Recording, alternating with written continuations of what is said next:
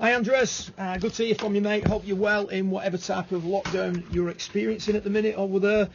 Obviously we're just back to golf now, so things are getting a little bit more normal. But it's one for the memoirs that I'd rather not do again. So anyway, onto your question. As with most things, stack and tilt, golf machine, Morad related, there are going to be similarities and differences, which is an overriding concept in all of the systems that we use or we refer to. So Charlie and Grant both making a turn over sort of centre-ish of the stance. Depending on the club you're using, it may look a little bit different. So here they look like they're turning slightly ahead of the centre of the stance.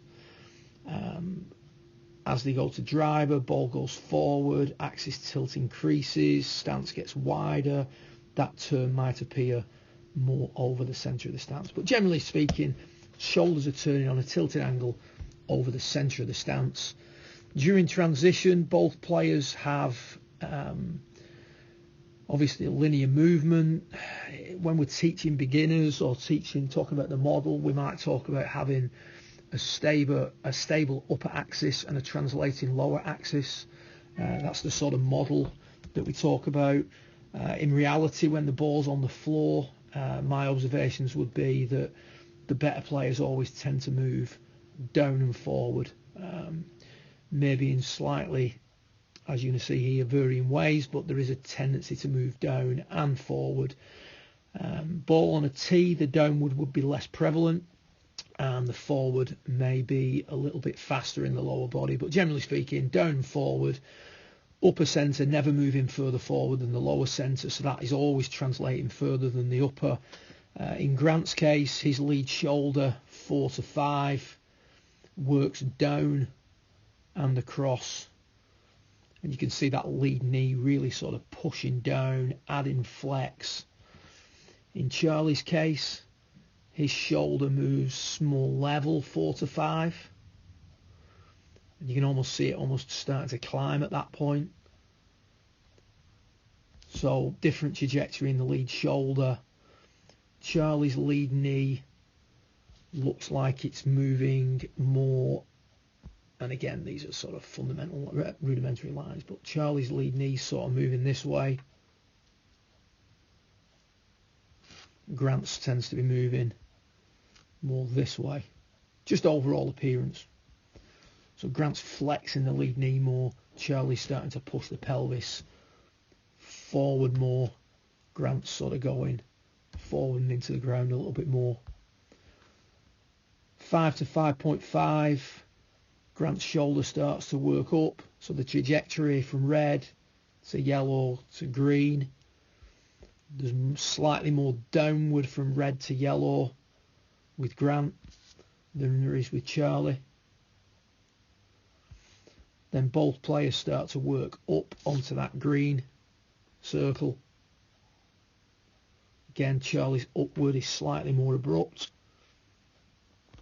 Then when you look at things like subsequent pelvic tilts, slightly different.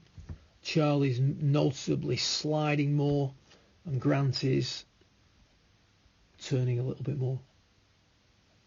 And you'd expect to see that in the axis tilt. So when you get to P6, Charlie's got considerably more axis tilt than Grant at that point. So the way the lead shoulder works is very similar in the sense that it goes down, forward, and then up.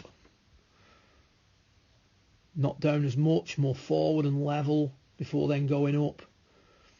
And then it sort of depends what you want. If you want a player who's coming across it and keeping his forward bend for too long, tell him to keep the upper centre as fixed as possible, push the lower centre as far forward as possible, and you're going to see some good axis tilts in there. If you want to see a player who's stuck underneath it and creating too much axis tilt, you'd allow him to move both centres forward, but always have the lower centre further forward than the upper centre. P5 is always a good reference as well. This was quite a lengthy debate online a few months back. Someone asked, what would be your ideal axis tilt at P5? My answer was minimal. Callie's answer was 0. and a number of guys were talking about maybe 13 to 15, maybe even 20 degrees. I suppose it depends who you teach. Callie's teaching a lot of guys who are fast with the lower body, maybe hold on to their accumulators, heads drop back. So that more sort of vertical look at P5 would be more appropriate. One or two of the other instructors that I know are teaching higher handicappers, people who can't get the ball up in the air, struggle for distance, certainly don't hit out at the ball long enough.